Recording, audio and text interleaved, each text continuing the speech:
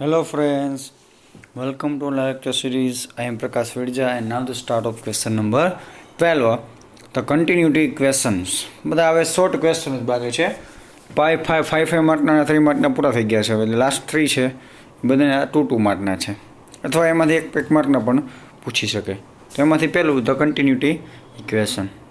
If the total charge in some volume change the exactly that amount of charge must have passed in or out through the surface.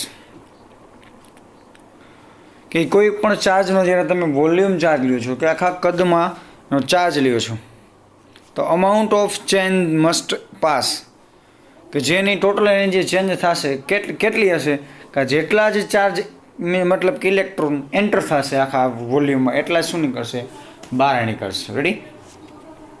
The change in the volume V is QT equal to integration of total volume rho into RT and d tau. Equation number 1. And the current flowing out through the boundary S is, હવે આપણે વોલ્યુમની જગ્યાએ હવે area માટે લેવાનું છે તો VJDA ready આ ટોટલ એરિયા માટેનું છે. સો કન્ઝર્વેશન ઓફ ચેન્જ છે dq upon dd minus surface JDA, જે એટલે કરંટ ડેન્સિટી. રોની જગ્યાએ શું આવી ગયું છે, ડી ટાઉ માટે હતું, આ સરફેસ માટેની છે. તો substitute the value of equation 1 and 2 એટલે 1 ને 2 ને સરખાવવાના છે. તો integration of del rho upon del t into d tau is equal to minus v divergent of j into d tau. અહીંયા આપણે સરફેસમાંથી શેમાં ફેરવવાનું છે કે વોલ્યુમમાં ફેરવવાનું છે, મતલબ કે કદમાં ફેરવવાનું છે એરિયામાંથી. તો એને શું લાગશે, ડાયવર્જન્ટ ઇન્ટર થશે મતલબ મલ્ટીપ્લાય થશે અને ડીએની જગ્યાએ શું આવી જશે, d tau. Divergent theorem. So for any volume divergent J is equal to minus del rho upon del T. This is a continuity equation. Okay?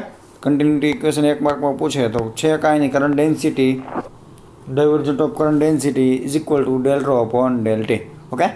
આ છે continuity equation. Now question number 3.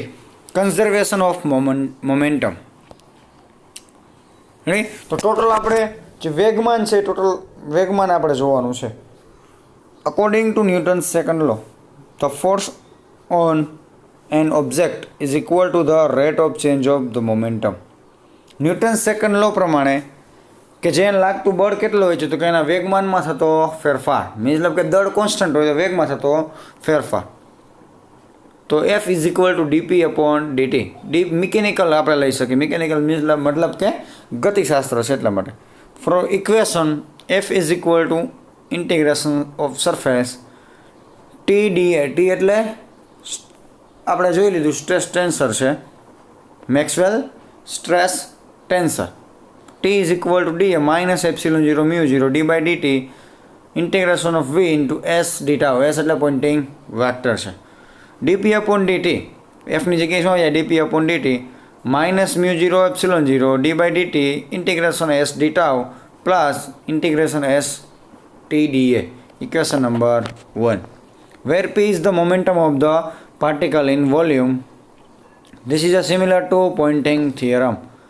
The first integral to equation represent momentum stored in electromagnetic field themselves. P electromagnetic, P એટલે momentum છે electromagnetic માટેનું, equal to mu 0 epsilon 0 integration of V into S d tau. Okay? Pointing vector. While the second integral in the momentum per unit time flowing through the surface. Equation 1 is the statement of the conservation of momentum in electrodynamics. This is equation યાદ રાખજો ખાલી ઇલેક્ટ્રોડાયનેમિક માટેનું momentum માટેનું equation છે. Ready? હવે આપણે જોવાનું છે ઇક્વેશન નંબર 14, એંગ્યુલર મોમેન્ટમ.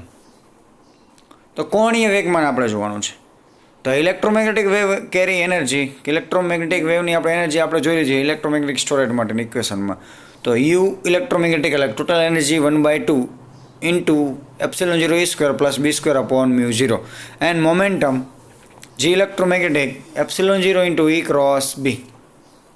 તો e cross ની b ની જગ્યાએ શું લખી શકો mu 0 epsilon 0 s Poynting vector e cross b એટલે શું થાય s વેક્ટર is equal to 1 upon mu 0 e cross b છે mu 0 કરતા કરનાર e cross b બરાબર શું આવી જાય mu 0 s અને epsilon 0 તો છે જ. Now angular momentum L electromagnetic is equal to R cross GM. આપણે છે L ઇઝ ઇક્વલ ટુ શું થાય R ઇન્ટુ V થાય એની જગ્યાએ આપણે V ની જગ્યાએ શું લીધા છે G ઇલેક્ટ્રોમેગ્નેટિક લીધા છે. L ઇલેક્ટ્રોમેગ્નેટિક આ અંદર જવા દો બારે કોન્સ્ટન્ટ લ્યો એપ્સિલોન G ઇલેક્ટ્રોમેગ્નેટિક શું છે એપ્સિલોન 0 E ક્રોસ B છે તો એપ્સિલોન 0 બહાર લઈ લ્યો તો R cross E cross B. L electromagnetic R cross mu 0 U0 mu 0 epsilon 0 S. So even perfectly static field can keep momentum and angular momentum because E cross B is a non-zero. So this is a equation of angular momentum. આ શું છે angular momentum માટેનું equation છે. તો આપણે આ ક્વેશ્ચનમાં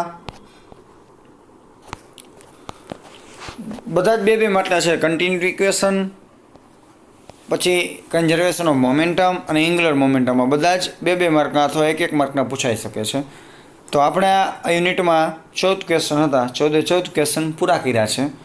હવે આપણે આગળનું યુનિટ પછી લેશું. So thank you so much student watching my video.